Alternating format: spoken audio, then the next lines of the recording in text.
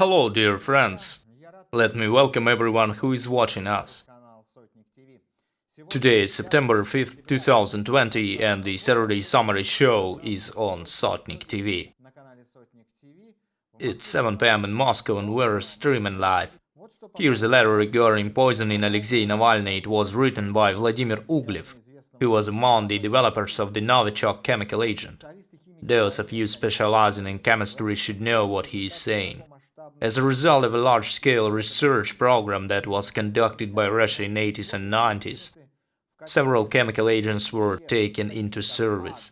Those agents were called A232, A234 and A242.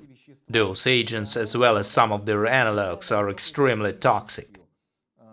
The results of laboratory animal studies are comparable to the VX agent that was in service with both the USA and the USSR back then.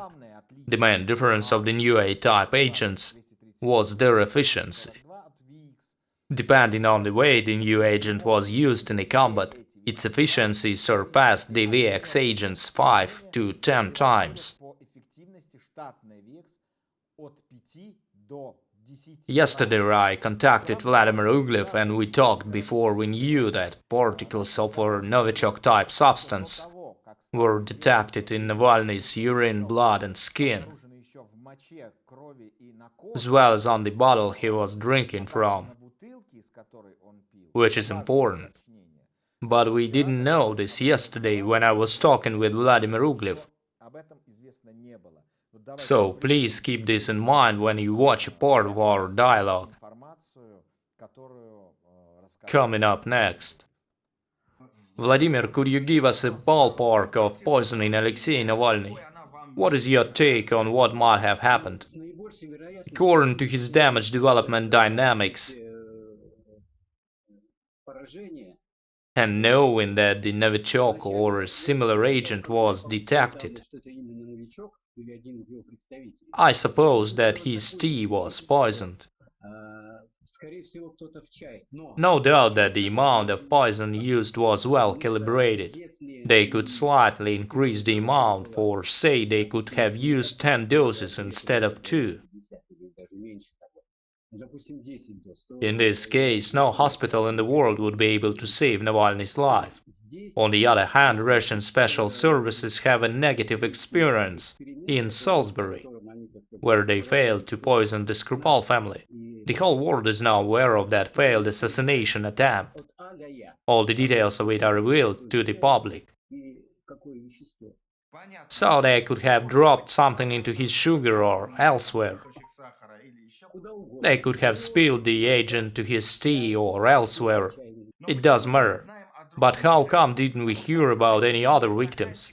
After Navalny had a cup of tea, that used paper cup had to go somewhere, didn't it?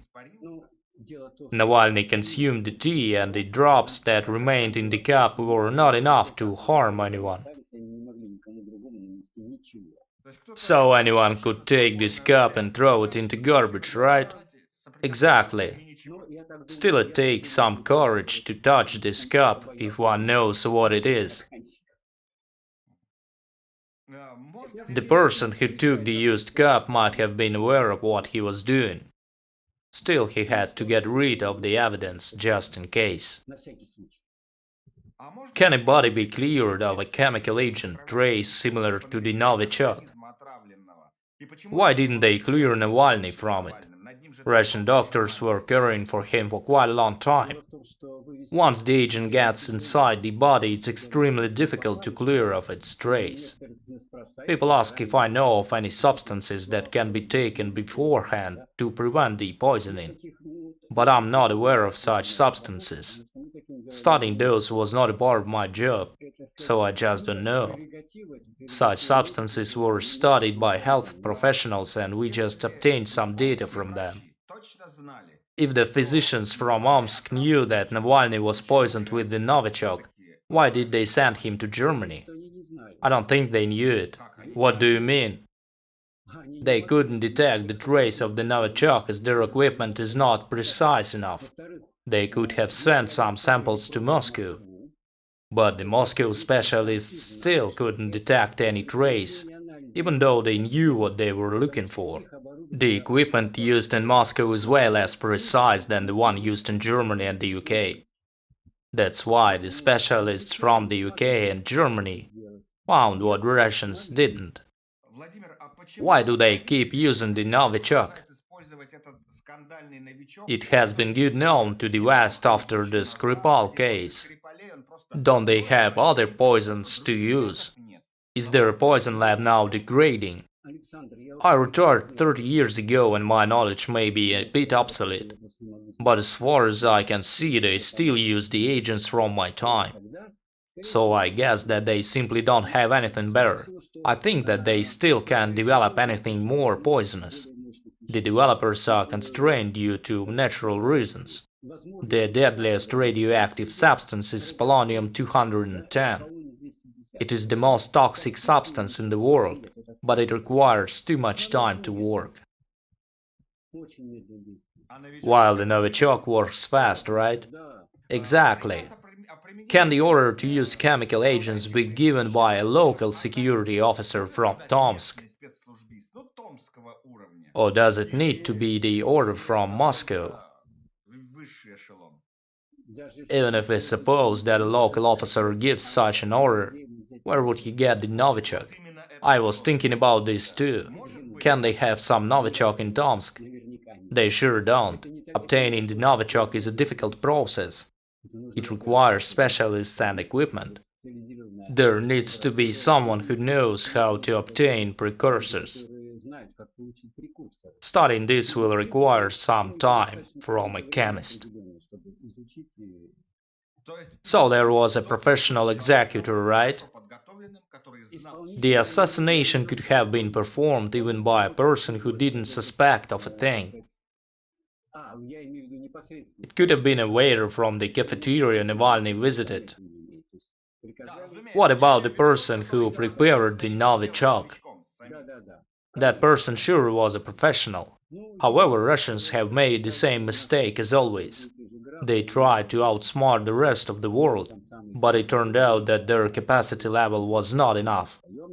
I assume that special labs in the US and the UK or Germany use way more precise equipment that allows detecting smaller particles and recognizing the type of a substance.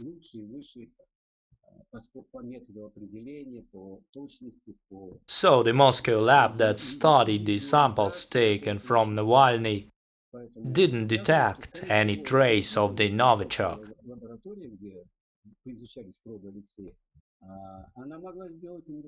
After that, Vladimir Putin declared that he needed an evidence before initiating criminal proceedings.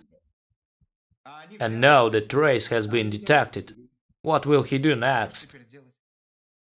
I have no idea, but I suppose he will blame the special services of the West or the supporters of Alexey Navalny.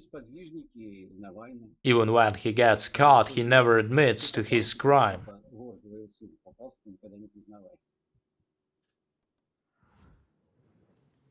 It was Vladimir Ugliev, one of the developers of the Novichok chemical agent.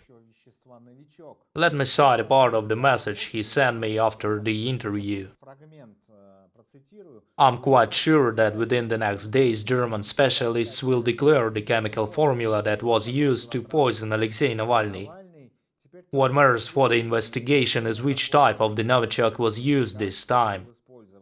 It's important to know the names of the assassinators, time and place, and the way the chemical agent got into the victim's body, as well as the reason why none of the people who interacted with Mr. Navalny got harmed.